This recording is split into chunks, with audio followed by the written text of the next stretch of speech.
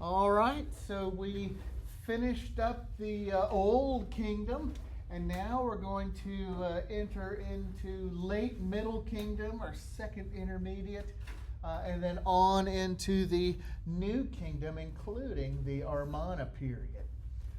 One of the first interesting artifacts that has survived down to us is the mortuary temple of Queen Hatshepsut. Queen Hatshepsut is an interesting character in the history of ancient Egypt. She was the daughter of Thutmose the second, and she ascended to the throne as a regent for Thutmose the third. Thutmose III was an infant whenever Thutmose II died, and so she ascended as a regent or a temporary ruler. And then after a few years, she decided, you know what, I've got all the powers of the Pharaoh, and if I'd been a dude, I'd be Pharaoh. So you know what, I'm going to declare myself officially the Pharaoh. And so she did, much to the chagrin of Thutmose III, because when he hit about 15, 16 years old, he was like, WTF, I'm supposed to be the Pharaoh. And she said, cool your jets, I'm going to keep on being Pharaoh as long as I want to, basically. Only the second female ruler Egypt had seen up to that point. So what do we remember about her? Mainly this mortuary complex. She launched a huge building campaign during her lifetime, and this was the culmination of that. She planned it for her own tomb as well as the tomb of her father, and she did that so that she could kind of legitimize her reign. Men and women were not really seen as equals in Egyptian society, but they could have equal rights under the right circumstances, and so she wanted to sort of reinforce that by having her father buried in the same tomb. So it's like a succession of inheritance and that kind of thing. The complex itself is pretty gigantic. It's several tiers, as you can see. Our tourist friends walking up all of the different tiers, creating a processional, basically. You walk across this long open field and then up onto the first tier, and then across that, and then up on the second tier, and then across that, and then into a little hypo-style area before you ever enter into the official tomb area itself. Back in its day, it would have been planted with lots of fragrant flowering trees and fruit orchards and that sort of thing to underscore the success and high provisional nature of her reign. Everyone prospered under the reign of Queen Hatshepsut. Inside, everything was covered with brightly painted hieroglyphs, which are still in great shape. They were protected from all those sandstorms and such, so they're still very colorful. Gives you kind of a sense of what this would have looked like back in the day. The mortuary complex was designed by a man named Sennamat, and Sennamat was probably Hatshepsut's boyfriend. We know that we think that because there are a lot of mentions of his name inside here. He was not a member of the royal family or anything like that. He had some noble blood, but he wasn't a king. Yet his tomb is also located in this complex, and he also gave himself all of the royal decrees and instructions to enter into the afterlife and so forth, almost over emphatically, to prove that he was somebody that was important. Lots of statues survive of him. This is one of Steward Sennamat. And you can see we have a fairly simplified body with hieroglyphs inscribed all around the outside, not unlike what we saw with those statues of Gudea from Mesopotamia that did the same thing, except there we had cuneiform, and here we have hieroglyphs. A lot of the images that survive of Sennamat show him with Hatshepsut's daughter, Neferure. and they're very close. He ends up becoming her tutor and kind of watches over her as a guardian while Queen Hatshepsut is doing her thing as the Pharaoh. And so it's a very close relationship. You see he's embracing her kind of protectively as a way to kind of cement his the appearance of his importance within the royal family. These little block stone sculptures like this are supposed to be containers for the Ka. Why he needed more than one of those, I don't know. Here he engulfs her to the point where she's just a little head sort of floating on her lap there. Again, it's a way to sort of show how important he is. He's given this important responsibility of watching over the princess. And it's, one of the first instances of sort of having your picture taken with a celebrity to show how important you are. People have done that for years and years and years. I found these lovely photos. I always love this one or both of these of Kanye West. He's positively psychotic in both of those. But that's what people do. You meet someone famous, have your picture taken with them to show how important and cool you are. People did it then, and they do it today. There's sort of a reconstruction of what it would have looked like with all the trees planted. Those are long gone. But there was an elaborate sort of drainage and irrigation system there to keep them all watered. And it didn't really look much like a tomb. It looked more like a temple dedicated to the goddess Hatshepsut, which she was also. Here you can see that a lot of the lines of the temple, particularly all of these verticals that you see here, are kind of echoed in the mountain above them, so that the tomb appears to kind of grow out of the mountain itself. And that lends it another air of legitimacy, importance, a sense of the eternal. And you'll remember the psychological power of stone and the permanence of stone, and this sort of underscores that. The tomb itself is way back deep in the mountain. You have to go through a lot of stages to get there. There's another view. You can see all of those lines repeating, and then we conveniently have our tourists here entering to give you a sense of the scale of this place. One more view, and then here is a floor plan, and you can see that idea of the processional, or having to go through different stages before you reach the inner sanctum, large exterior courtyard tier, and then you go up the stairs, you go to the second tier, you go through the hypostyle hall, you go into a secondary hypostyle hall, and then the tomb itself is way back there.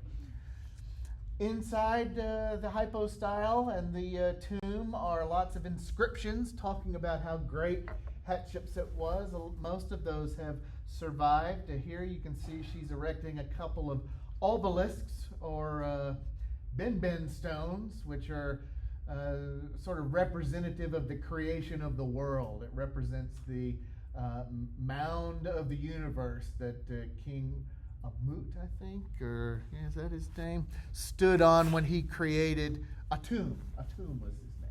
Stood on when he created the world and everything. To this day, it's one of the largest surviving obelisks that still is intact.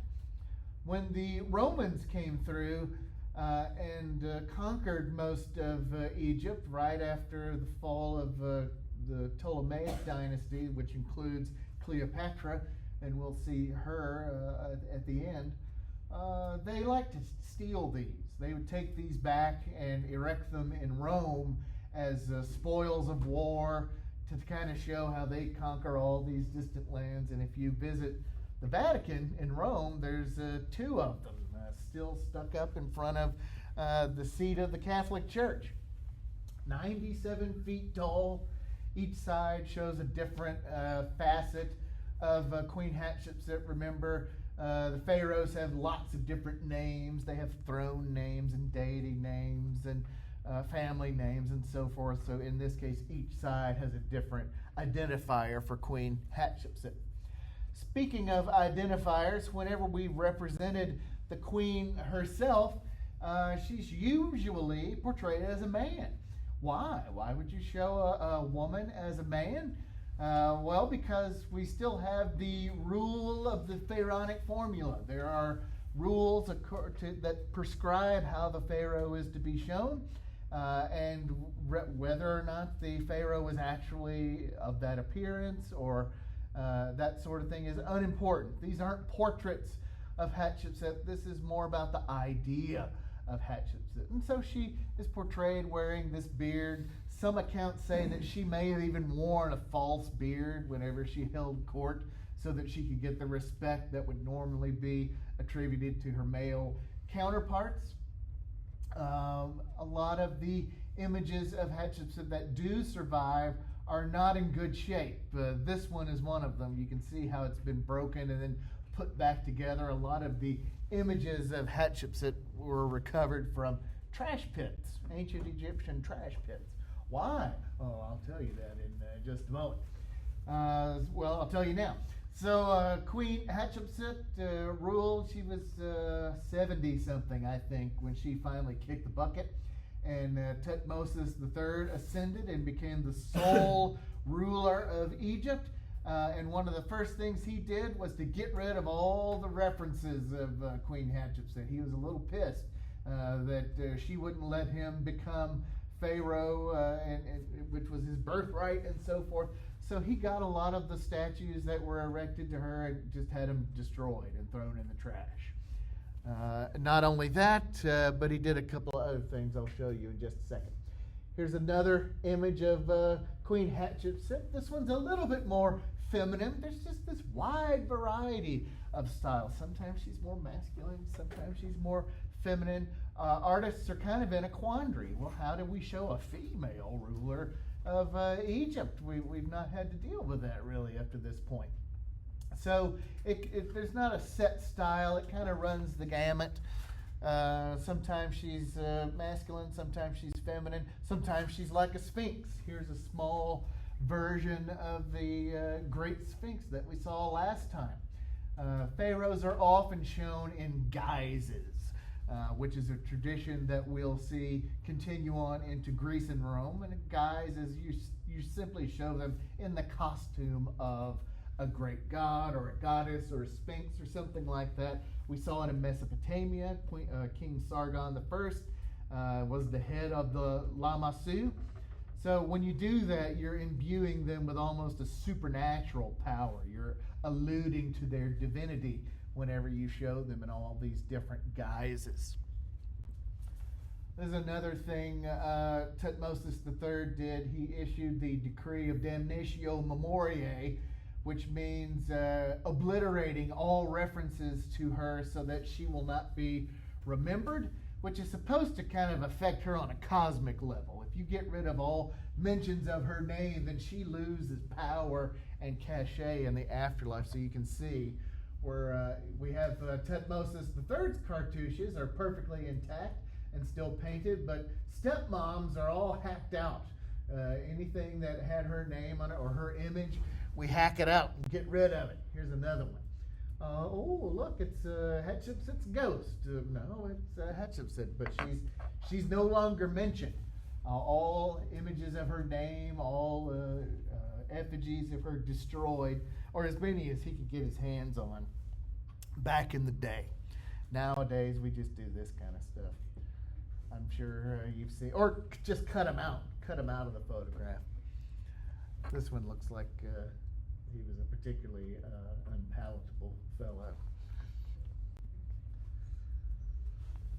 Another mortuary temple. This one is dedicated to Ramses II. This is the great Ramses of the book of Exodus in the Old Testament. You know, Moses and let my people go and the 10 plagues, that Ramses. So here you can see that he is really wanting to assert himself through the use of colossi, or multiple colossuses, or giant statues that depict Ramses II. Why 4 of them? Because in case you missed the first one, then there's a second one there, and then if you missed those 2, there's a third one. All of this is just to show how awesome he is. If it were Donald Trump, it would be 4 statues of Donald Trump to reassert how awesome Donald Trump believes he is, and so forth. So those are all out there. It's propaganda. He's wanting to be remembered as this mighty and important Pharaoh, which indeed he was. In addition to the colossi, we have smaller statues. These are his wives and his sons, which are even smaller down here below. The most interesting thing about this whole temple is not really the colossi. It's the fact that it was moved. So in 1968, they decided to build the Aswan Dam in Egypt, which was supposed to provide extra water sources and hydroelectric power and so forth. It ends up destroying a lot of archaeological sites because they had to make a huge lake in order to power the dam. But this area was all going to flood. And so in order to preserve it, they took it all apart and moved it about 100 feet up the mountain so that it wouldn't be submerged. And there's still pictures that survive of them disassembling these gigantic statues and recarving the temple and moving it all up the hill so that it wouldn't be flooded. I still find this to be a fantastic feat of engineering. How in the world were they able to take all that apart and move it? I'm sure it wasn't cheap either. And so there it is now. And there are our tourists, again, for scale. Right next door, over here, is a temple dedicated to Ramses' wife and some of his kids. There it is, right next to Lake Nasser. Nasser was the president of Egypt when this dam was built, so he gets to have the lake named after him. And then if you go visit it, there's a museum back at the dam that shows you where it would have been under the lake. That's where it would have been originally, and then this is where they moved it. And then there's the Queen's Temple. If we go inside, you can see some columns that are shaped like Ramses. So in case you missed the 4 giant-ass statues of Ramses out in front, you can go inside and be reminded of Ramses' greatness through the use of all these Atlantids. And Atlantids are columns that are shaped like men. If they were shaped like women, they would be called caryatids. And I'll show you some of those when we get to ancient Greece. But all of this is still sort of a psychological build-up to prepare you for entry into the actual tomb/temple of Ramses II way back in the back. You can see tourists there for scale. These would have all been painted up way back in the day and would have been very animated and energetic. They don't really hold up anything because they're carved back inside the mountain. And then when you get back into the Holy of Holies back here, it's very dim. This is a view from the inside looking back out, and you can see it's still very dim and mysterious. We're still experimenting with using light to communicate the supernatural sort of sacred nature of space. And that is the case here. Here is another example. This is a hypostyle hall from the Temple of Amun-Ra at Karnak. And you can see the roof has not survived, but some of the small, narrow windows have, which give you a sense of how it must have appeared back in the day. Very dimly lit, all of those incised hieroglyphs on the bottoms of the columns, very brightly painted. You can almost imagine walking in with flickering torchlight and walking around these brightly colored designs. It would have had a pretty deep psychological impact, especially on the ancient Egyptian mind. So the temple itself is part of a larger complex. As was the case then, and as will be the case worldwide, as rulers succeed other rulers, they too want to be remembered. So if Pharaoh A builds a nice temple dedicated to Amun-Ra, and then he dies, Pharaoh B doesn't want to be outdone, and so he'll add an extra temple or add on to the next one. And then when B dies and C ascends, he wants to be remembered too, so he'll add on some more, and maybe and then Pharaoh D and Pharaoh E, and so these complexes get bigger and bigger and bigger. Usually, the smallest buildings are at the center, and then they get bigger as you progress outward from the complex. That's the case not just in Egypt, but India, Japan, China. All of those temple complexes are built kind of the same way. They get bigger as you proceed out from the center. So the hypostyle hall, which is sort of that audience chamber before you go into the cella or the Holy of Holies. Here's a reconstruction of what it would have looked like. It's simply a building whose roof rests on columns. That's the definition of a hypostyle hall, but it's also kind of an audience chamber. You can see this little high priest action figure here in the foreground to give you a sense of scale, and then you can also see all of the painted columns as they would have looked back in the day, dimly lit, very imposing, intimidating. You don't want to screw around inside this place. This is where the gods live, and so you better be on your best behavior, not unlike the Apadana that we saw from the palace complex of King Darius I at Persepolis. Same idea.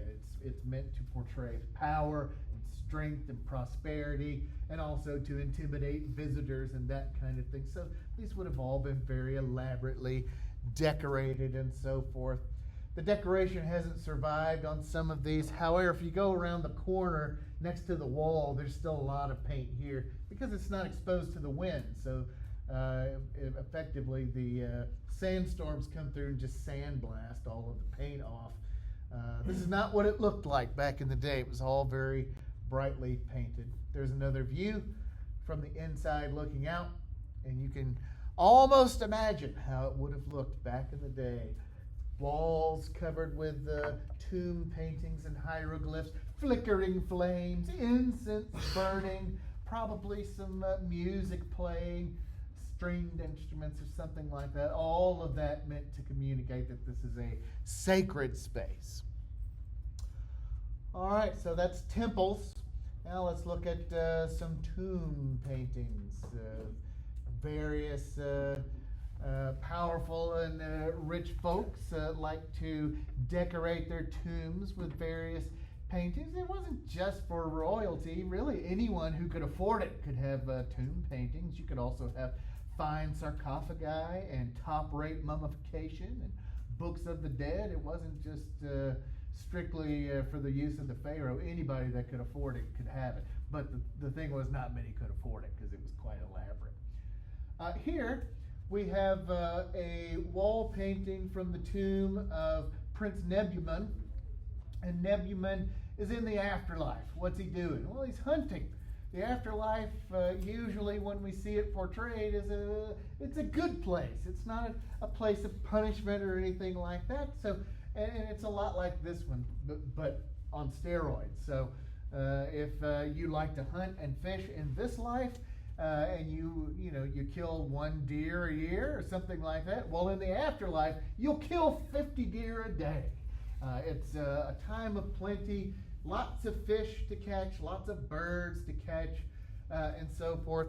He's also included an image of his wife and his child. He's not really interacting with them at all, but he is a royal, and royals don't do that. They're not really human, so they're very aloof and cold. He's done in that still very formal pharaonic style with that weird pharaonic pose, left-leg advancing, profile, lower body, frontal torso, profile head, frontal eye, and very flat.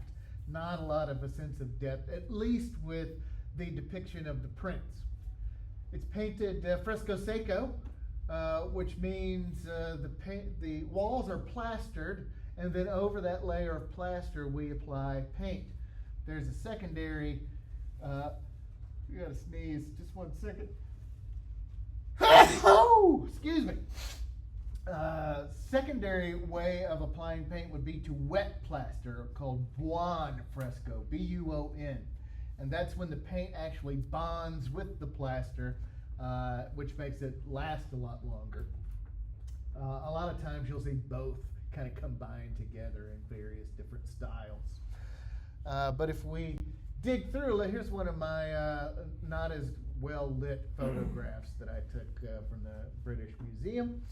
But if we dig a little deeper, you can see that the animals that are shown are quite naturalistic, especially in contrast to our boy Nebuman there. He's very flat, cartoony, but the birds, very realistic, very sensitively done, very believable.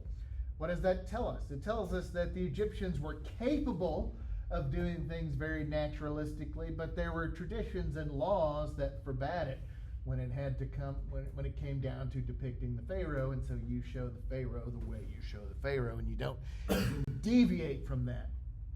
There's a kitty cat biting a bird wing, which I always found kind of delightful. Even butterflies, everything very sensitive, down to the fish in the water. They look like real fish. All the scales are there. They were keen observers, but their hands were tied a little bit. Not only do we have scenes of plenty in the afterlife, usually with hunting scenes and that sort of thing, but we also have a lot of banquets and parties, feasts, that sort of thing, and that's kind of what we see starting up here. And there's a whole bunch of these that have survived down. This is from the tomb of Queen Nacht, and you can see lots of people sitting around eating, and if you're not eating, well, maybe you just pass the day sniffing lotus flowers like these guys do, or listening to music, or checking out the dancers, listening to the singers. Oh, it's just a big party in the afterlife. Anything you do in this life, you do in the next life.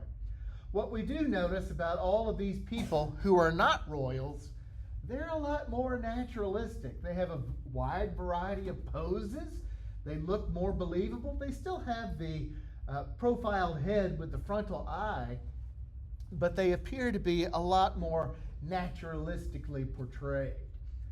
Here are some more musicians and some nude dancers right there. Still lots of variety, attention to anatomical accuracy and detail, things that we would not use when depicting the royal family. There's a closer view.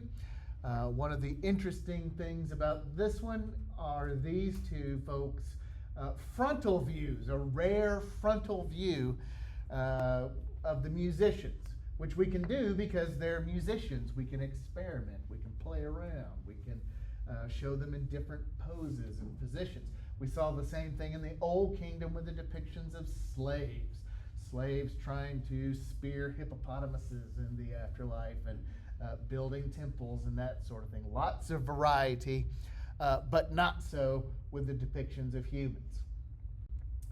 And then we enter into a new period right at the end of the intermediate period and into the beginning of the new kingdom. 40 years after this one, but the style is so different. Why?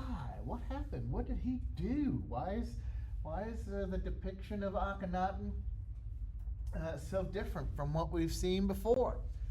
Here's another statue showing Akhenaten, or Tutmosis IV. He changed his name to Akhenaten because one of the things he did was to get rid of Egypt's polytheistic religion.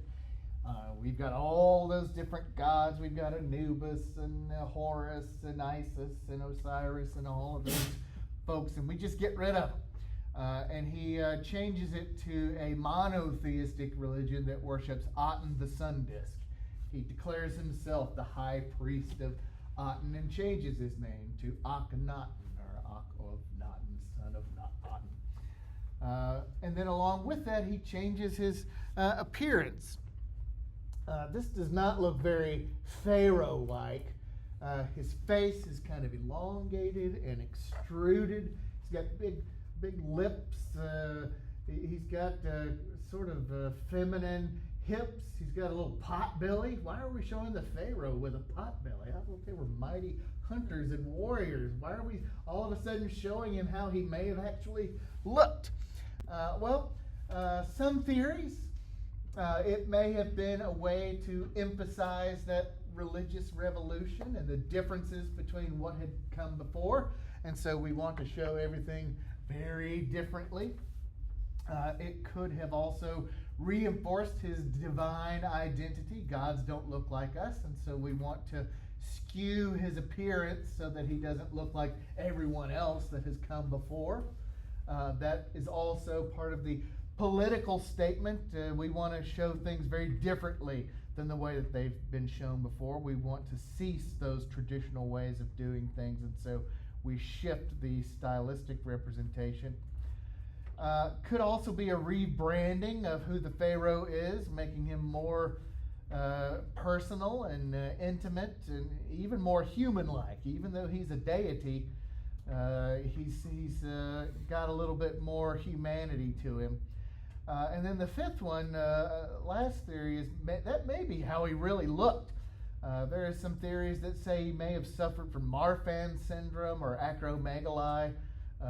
Abraham Lincoln had Marfan syndrome, which causes an elongation of the facial features, the big hands, and that kind of thing. So that may be why he changes, but we don't know. These are all just theories. We do know that it is related to his changing of the polytheistic Egyptian religion from into a monotheistic religion. So what else do we see about Akhenaten? Quite an unusual looking character. What, nothing for my little lovely joke? Hey, Aki, why the long face? Oh, ooh, ouch. Yes, it is a long face. Maybe he was just sad all the time. Or it could be the result of a head binding.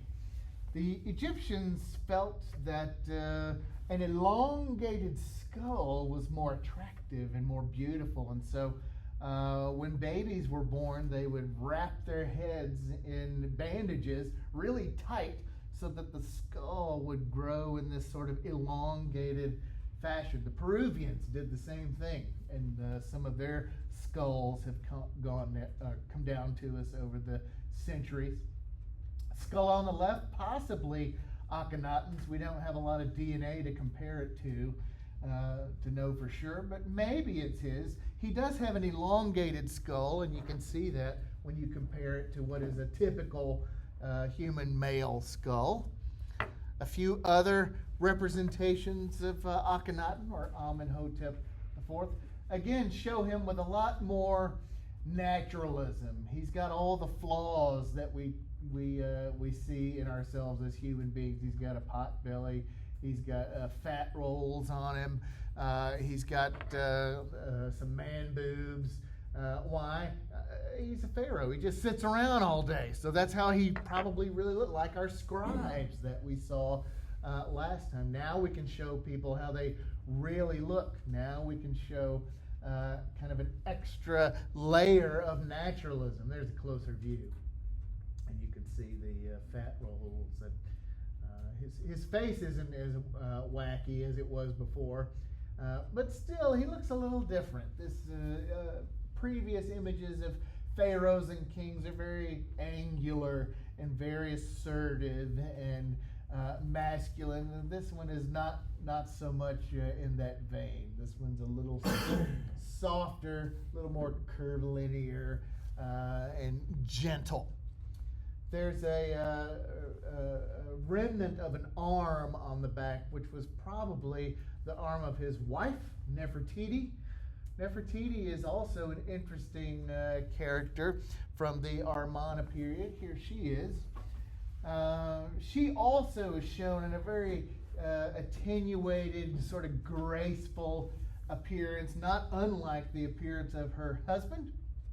When we see them shown together, they're usually shown as co-equals. They rule together.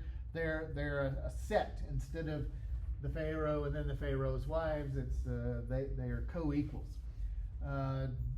one theory behind that is that if Akhenaten, whose parents were brother and sister, by the way, suffered from some sort of birth defect or debilitating illness, she may have sort of ruled behind the scenes, like when Woodrow Wilson had his stroke as president of the United States, and his wife Edith kind of ran the country for a while until his term was up. Could have been something similar.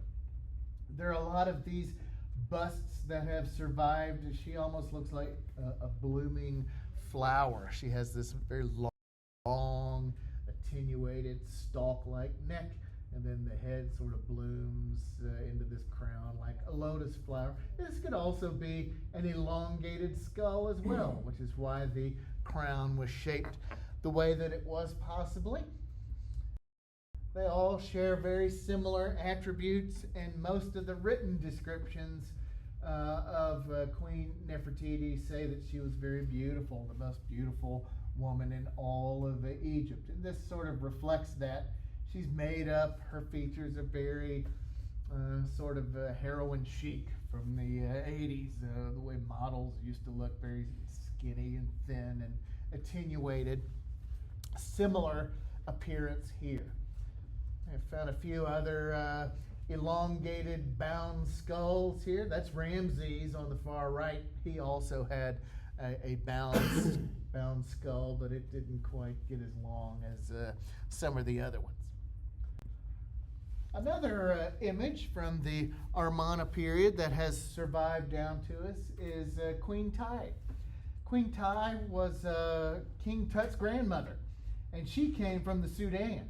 And the Sudan, people from that area tend to have darker skin tones than those in Lower Egypt. So this one is carved from a dark yew wood, which may have been chosen specifically to kind of mimic her actual skin tones. There's some more naturalism here. She's in her 70s when this was done, and so we have some wrinkles on her face and saggy jowls and that kind of thing. And then her hair is sort of a Sudanese hairstyle. She would have had other little charms on her head here that were dedicated to other deities, Horus and Isis and so forth. Those were removed once her son Akhenaten ascended the throne. But it has survived down to very lively and energetic and lifelike and naturalistic. Here's what it looks like all together. It was a little sort of scepter kind of thing, and then there's her head underneath peeking out at us. So here's where she would have been from, and then here's Memphis, Cairo, Upper Egypt. The skin tones of the folks that lived in this area tend to be slightly lighter, and then the further south you go, where the sun shines even more, the darker the skin tones were. But there was no concept of differences with regard to skin tones back in the day. Everybody was Egyptian, regardless of whatever tone your skin was. They have recovered her mummy. Here's what she looks like. You can see some resemblances. Did the hair survive, or I thought hair did not? Sometimes. No? It depends. In some cases, and I'm not sure what the case was with Queen Tyre, but during mummification, they will apply a layer of bitumen or pitch, pine tar, to kind of style it so it won't move, and that preserves the hair. So there are plenty of mummies that have had their hair survived. Fingernails too, teeth. Mummification was quite the process. They were very good at it, the Egyptians, and so a lot of these bodies, it's hard to believe they're 2,000-3,000 years old and still in as good a shape as they are. The climate of Egypt also has a lot to do with that. Here are a couple of Akhenaten's daughters, also with the elongated skulls. And you can see here, they're not doing typical frozen, stiffly posed pharaonic postures. They're playing. They're doing what girls do. Little girls are just playing around, having fun, messing with each other, and so that's what's happening there. They look like little people who are playing, little children. They act like children. So that's another aspect of the Amarna period, not just the more natural appearance of the people, but the things that they do, especially royal families. Here's Akhenaten and Nefertiti together under the blazing sun of King or Aten the sun disk. This is Akhenaten on the left. That's Nefertiti on the right. There's the two daughters, and what are they doing? They're playing with them. You can see Akhenaten's got one child, and he's giving her a little kiss, and she's pointing over there to the other one because she's jealous, because that's what kids do. I want to go see Mom. And then Nefertiti's other daughter, I want to go see Dad. And so they're pointing at each other and playing and having fun.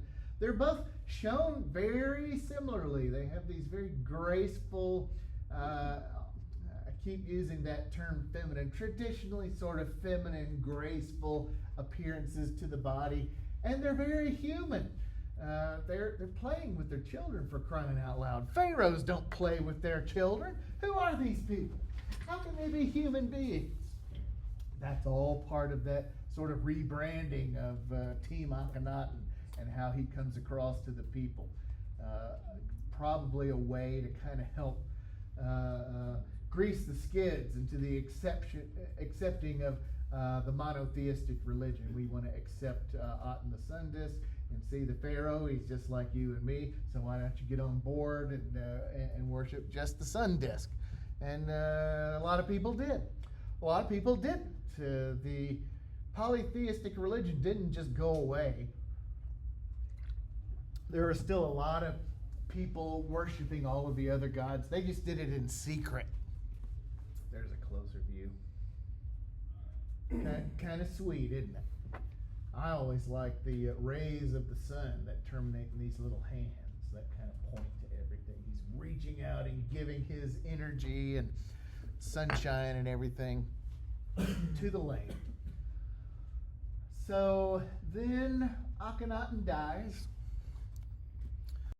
and he had a child by one of his lesser wives by the name of Tutankhamun, or King Tut.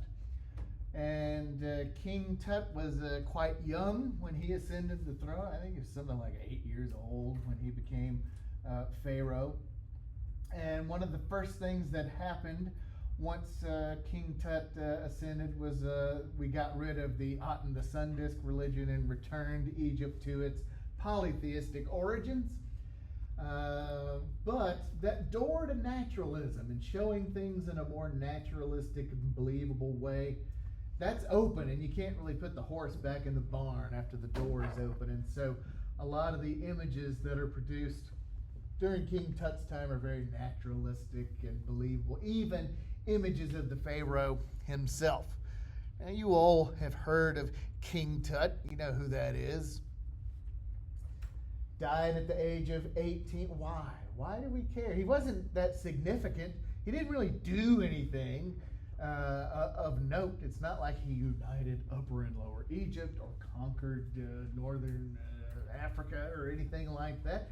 So why? Why do we talk about him? We talk about him because in 1922, his tomb was discovered by Howard Carter. And the significance of this discovery has not been equaled. It was the most intact Egyptian tomb ever recovered. All of the tombs that we talked about up to this point, those were all looted usually within 50 years of the burial. So they were looted in ancient times, but not this one. And so it gave us a lot of insight. You always have this idea of finding buried gold and treasure. Well, Howard Carter did it. This tomb was just full of treasures and gold and all sorts of different things. And so once it was discovered, the world just went mad for all things Egyptian.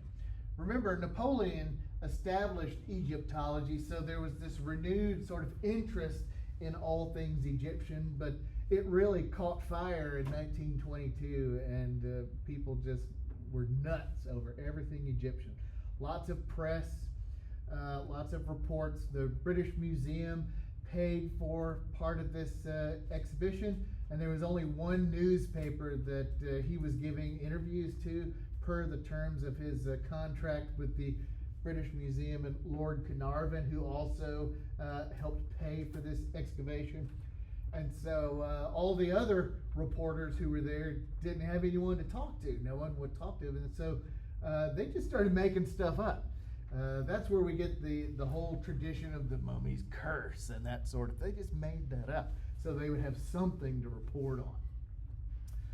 The tomb itself, kind of chaotic. There's a lot of stuff crammed in there. And it's sort of crammed in willy-nilly, like they were in a huge hurry to get it done, which may be the result of King Tut dying at such a young age. Usually you start making the Pharaoh's tomb once they ascended the throne. That's when you start on the tomb. And, usually you've got 20, 30, 40 years to carve out these tombs. Not so with Tut. We only had a few years. Some people think that this was a tomb that may have been intended for Nefertiti, and they moved her somewhere else, and so he kind of took over her tomb. Or it just wasn't finished, and so they had to cram all the stuff. You still have to have the same burial for the Pharaoh, even if he dies unexpectedly. So they had to really rush things and put him. And it's all there. Everything you would need in the afterlife is included. This wonderful cheetah-shaped bed, furniture, all these loaves of bread, so you'd have something to munch on in the afterlife. Also, offerings for different deities. There it is in color.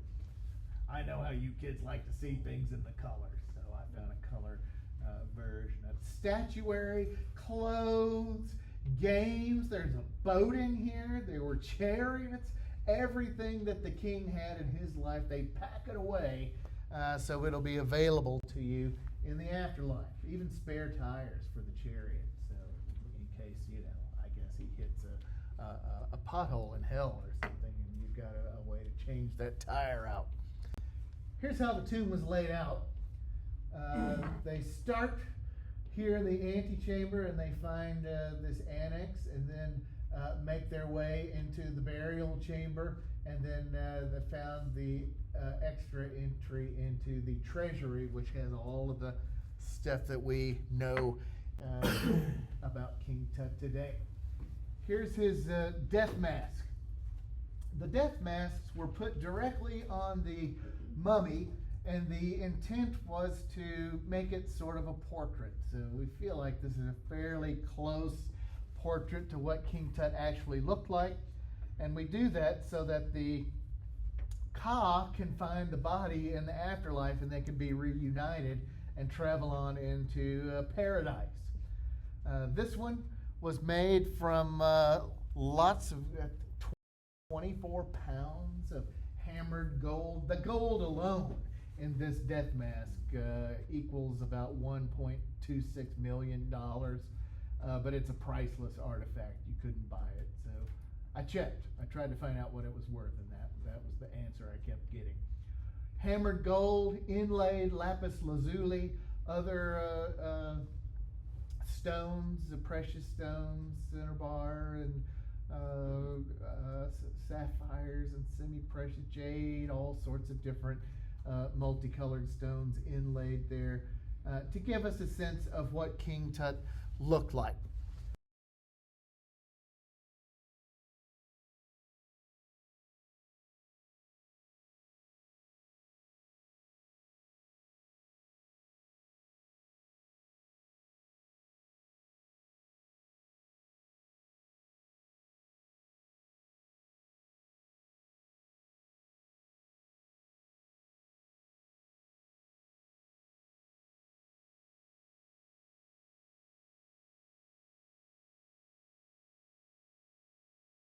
There we go. There's another view. See what it would have looked like when they finally cracked it open. There he was in all his glory. And then here he is looking out. The depiction of King Tutankhamun here is very sensitively done. All the proportions are as they should be. The anatomy is correct. The eyes are shell inlay, and they look directly out and make eye contact. All very believable, very naturalistic, very sensitively constructed, which is one of the reasons it's so appealing. If we compare that to other death masks, like the one from Ramses II on the left there, you can see the difference.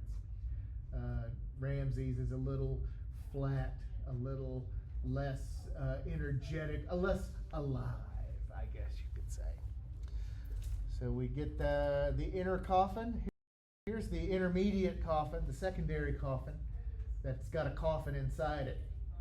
And then inside that second coffin is the mummy itself. There's that inner coffin. And then the mummy's inside that with the death mask. They all look very similar. All the faces look very similar on all of these coffins. It's like these Russian nesting dolls. It's a coffin and a coffin and a coffin and a coffin. All that dust there, they were probably all coffin, don't you think?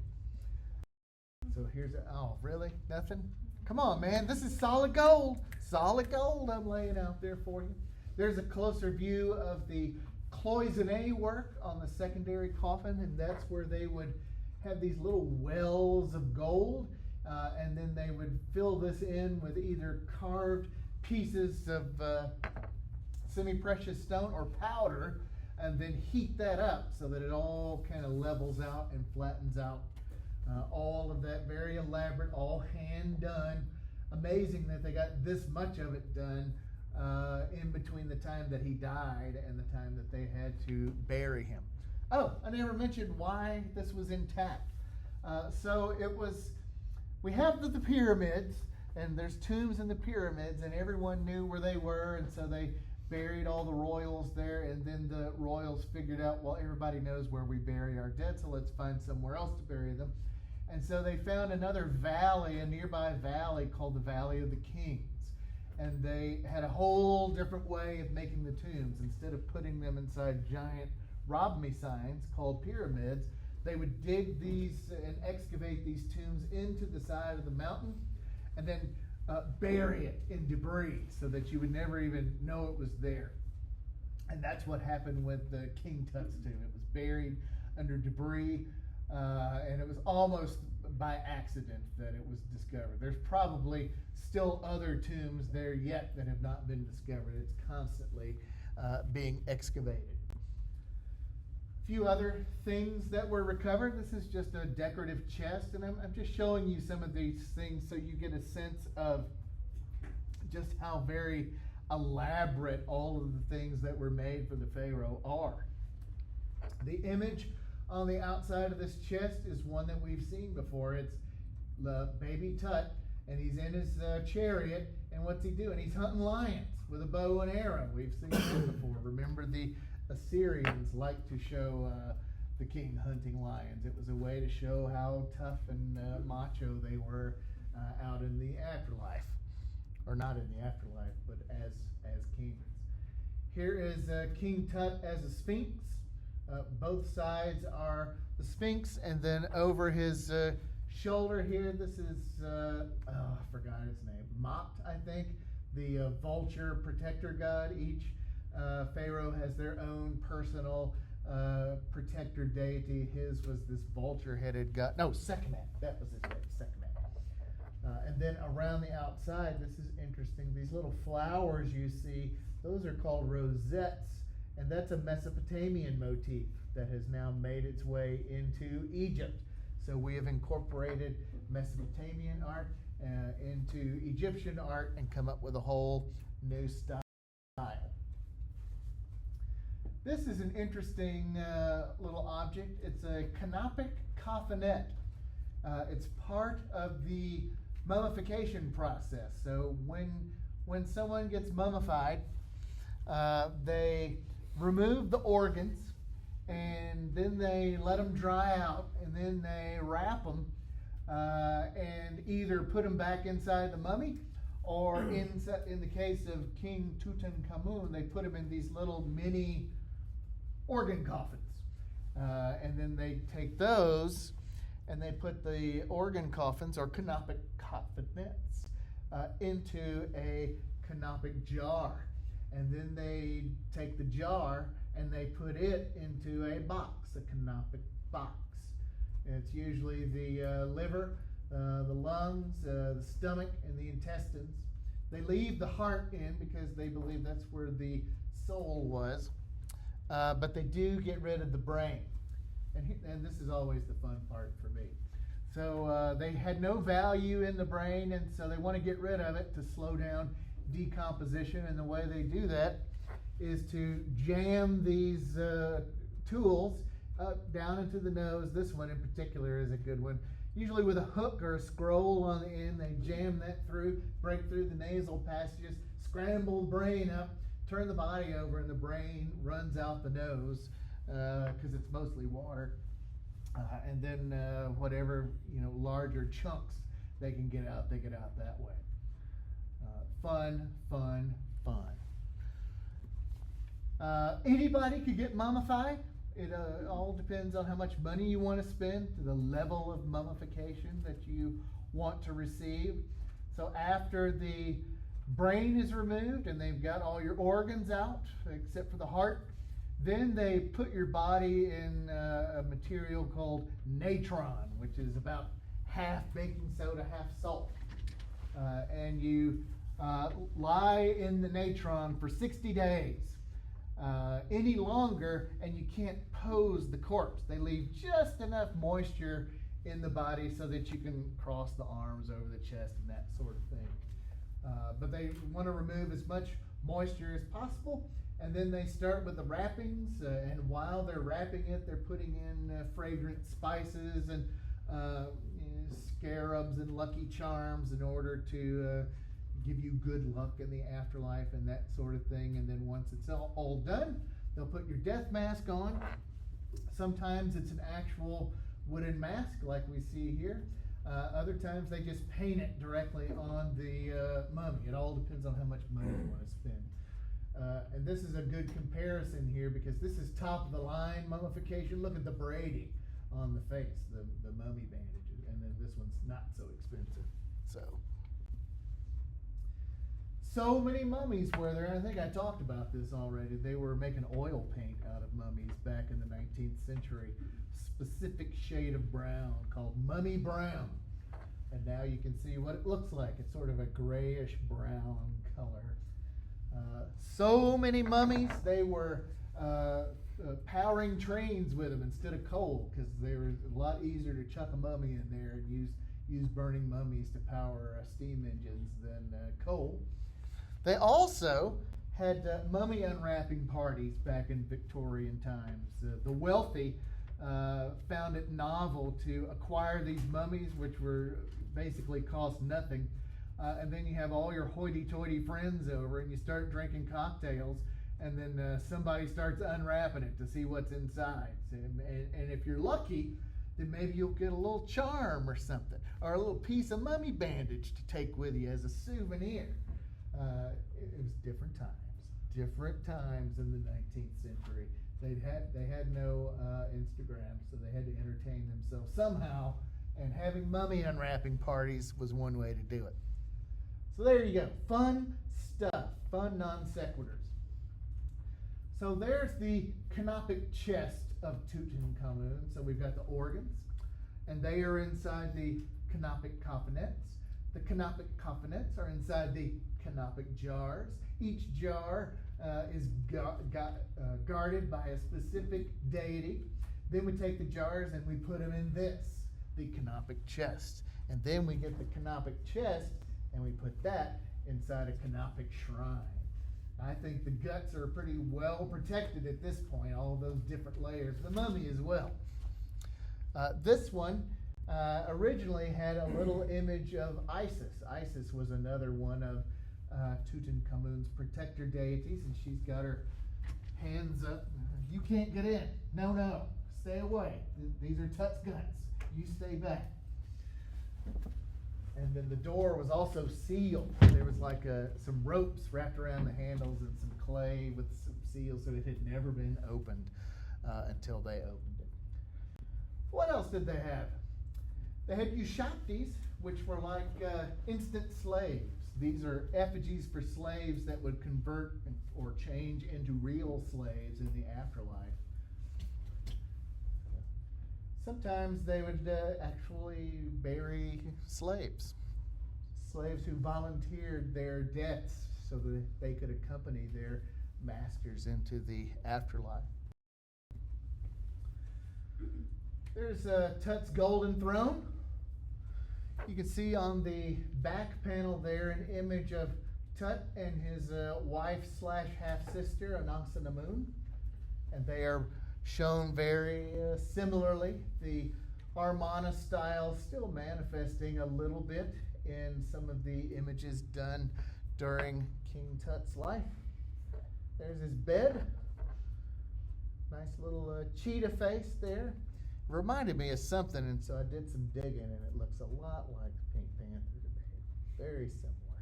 Same sort of smarmy attitude. A few other things. Gosh, there were thousands and thousands and thousands of things recovered from this tomb. Jewelry, boxes, writing utensils, games, you name it. It was all recovered. This shows us several boxes that have the cartouche of King Tut on it, which is his name. Here's a belt buckle that survives, made out of solid gold, that shows King Tut in his chariot.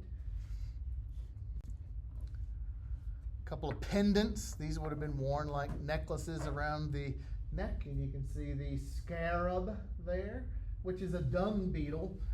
Why the scarab? Because the scarab represents resurrection and rebirth. We want King Tut to be reborn in the afterlife. Well, why a scarab? Why a dung beetle?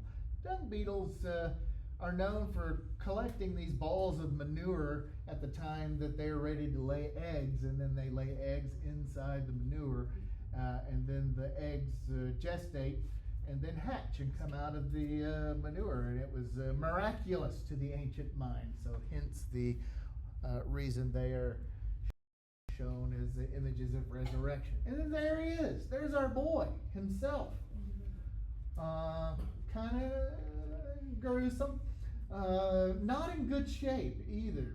If you look at his mummy, particularly this bit here, it looks like it's been burned.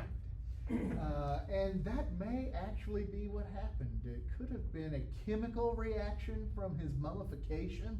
But the actual corpse looks like it may have spontaneously combusted at some point over the centuries and kind of cooked what was left of the corpse. So that's what he looks like. He has the elongated skull. There's a suggestion that he may have had a blunt force trauma. That may have been what took him out. He suffered from several maladies. He had a club foot. He had malaria, and then he has this big head wound, but we don't know what killed him. Now, his mummy is back in his original tomb, and you can still go visit it, I think, under the right circumstances if you make appointments. The rest of the stuff has been moved to the Grand Egyptian Museum in Cairo, so you can see all the good stuff. There's a reconstruction of what he may have looked like. Still amazes me how they're able to get this from this, but there it is. He'll see you in your dreams tonight. So after King Tut's tomb is discovered, as I said, the people just go nuts for all things Egyptian. This is out of ancient Egyptian times, but it shows the influence of ancient Egypt on American culture. You start seeing Egyptian motifs on everything. Makeup cases, clocks, decorative motifs, textiles, furniture, even jewelry. In this case, some lady commissioned some scarab brooches so that she could be the belle of the ball with the dung beetle on her shoulder as she has her cocktail parties. Women's fashion also highly influenced by the creation or discovery of Egyptian textiles and so forth. So that manifests as well. Architectural designs as well, all having a very heavy Egyptian influence. And then it wasn't long before it made its way into the cinema. This is the first Mummy movie, 1931, Boris Karloff as the Mummy. And then that launched a whole franchise of Mummy's Hand, Mummy's Tomb, Abbott and Costello meet the Mummy. So there's that. A few other items I'll show you. The Book of the Dead, which is just a set of scrolls. They weren't actual books. We don't have the codex form yet. They were scrolls that showed different incantations and spells that one would use to enter into the afterlife. There's the greeting of Osiris. There's the weighing of the souls. There's the opening of the mouth ceremony, so you could speak your name and enter into the afterlife. Usually everything is recorded by Thoth, the patron god of writers and artists. He would record all of the events for posterity. There's the weighing of the souls. Your heart, your soul, which is encased in your heart, would be weighed against Mot's feather of truth. And if it all balanced out, then you could enter into the afterlife. If not, then Emot, the half hippopotamus, half crocodile god, the eater of souls, would consume your heart, and then you're out of luck. Here is an opening of the mouth ceremony, and we've got a little a stele here in the background that looks a lot like the Law Code of Hammurabi stele. Same layout and everything. Looks like a big finger. And then behind that, a tomb, a pyramid tomb. Down underneath, some of the things that have to occur in this ceremony. In this case, we have to chop off the front foreleg of a living calf and present that as an offering. Calf is not happy about it. Neither is the mother. You see the tongue of the mother fussing at these priests for chopping off her child's leg. And then entering on into the afterlife, witnessed by various deities. There are a few more. And then as we continue on, these are all mourners who are wailing and mourning the deceased in the afterlife. And then there's the funeral sled that will be put on a barge, which will be sailed down the river and then put into their tomb. As the Egyptian empire grows to a close, we start to see some Greco-Roman influences in Egyptian art. You can see that here in this image of Metu-Methet from Karnak. Very similar in pose to some of our Old Kingdom statuary. Here's some for comparison. But the face is a lot more individualistic and a lot more naturalistic. All of these Old Kingdom faces, they all look the same. But now we're starting to take into account the individualism of the sitter. And so we start to have some variance there in our portrayal of the Pharaoh. Eventually, the 25th dynasty is taken over by the Cushites. This is the Sphinx of Taharko, who was a Cushite ruler of Egypt. And then the shape of the temples changes from the big hypo-style hall into these what's called pylon temple, kind of a trapezoidal shape. And then on the exterior, we have all of these hieroglyphs and inscriptions recording who the temple is dedicated to and who had it built and that kind of thing. Here's a pylon temple dedicated to Hathor, and it has a lot of the things that we've already seen. Here's another pylon temple facade. This one's of interest because it shows Cleopatra the Seventh, the Cleopatra that we all know and love. And here she is with her son, Ptolemy the 15th, also known as Caesarion, who was the son of Julius Caesar, because she She was not really even Egyptian. She was born in Thebes, but her parents were Greek. Julius Caesar, as part of his expansion effort for the Roman Empire, cruises down to Egypt. He heard all about this Cleopatra, wants to get to know her. Cleopatra learned that Julius Caesar had kind of an eye for royal ladies, and so instead of sending an emissary, she met him in person. They started a torrid affair, and she gave birth to one of his children. In fact, she was back living in Rome whenever Caesar got assassinated, and then she hauled ass out and went back down to Thebes and met up with Mark Antony, who was Julius's best friend. In fact, she was cheating on Julius with Mark Antony and had 3 kids with Mark Antony later on. Cleopatra is kind of an enigma. She has a changing reputation. Back during her lifetime, there was this huge Roman smear campaign that really wanted to diminish how important she was. She was quite unusual. She was very literate. She spoke 7 or 8 different languages. She's highly intelligent, but they called her the whore king or the whore queen because she has this sort of loose reputation for sleeping with people in order to gain political alliances. So she was kind of seen as trash for centuries until Shakespeare writes his play about Cleopatra and Mark Antony in 1607, and then she gets romanticized a lot. They start talking a lot about her great beauty, how beautiful Cleopatra was, and how she's able to seduce all these world leaders. Honestly, she probably wasn't that much of a looker, even though in 1963 they came out with the movie Cleopatra, where Elizabeth Taylor plays Cleopatra. One of the biggest, most expensive flops in movie history. Budget of $44 million in 1963, ended up spending $200 million. $200,000 was just on Liz Taylor's costumes. What did Cleopatra really look like? Here's some coins that were made during her lifetime that kind of show what she probably looked like. Nothing unusual, nothing to write home about, really. Here's another statue also that may have been produced during her lifetime.